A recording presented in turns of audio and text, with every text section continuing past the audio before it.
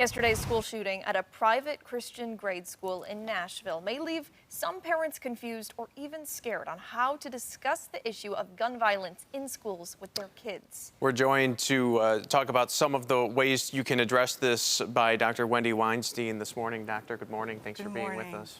Nice to have me here. Thank you. Not on such great situations, but Unfortunately not. How aware are kids about everything going on as it pertains to gun violence in schools? kids are very aware of what's going on. But I think what's really important is that they get it from their parents, and that parents can talk to their children about what's going on. And I always say, let the child bring it up. I wouldn't just go out and tell the child what's going on, but let the child bring it up, and usually they know about it. But parents really have to practice what they preach.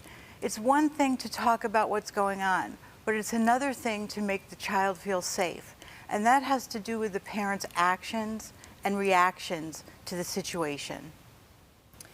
Where do they start in having that conversation? You said, their child should approach them if they're aware, but how do you even start? I always say, the parents' issues are probably different than the child's issues. And so the child would come home from school and express that they're sad about something that happened.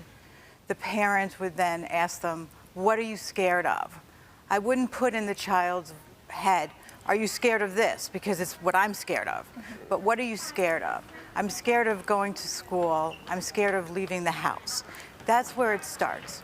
It could be as simple as that. So they may not be totally aware of the gun violence. They may not be totally aware of what's happened tragically, but they know that something's off. And so the parent can start to have that honest conversation. Because if you hide something and you pretend that something doesn't exist, the child will pick that up. When you talk about practicing what you preach, what is the right action to take?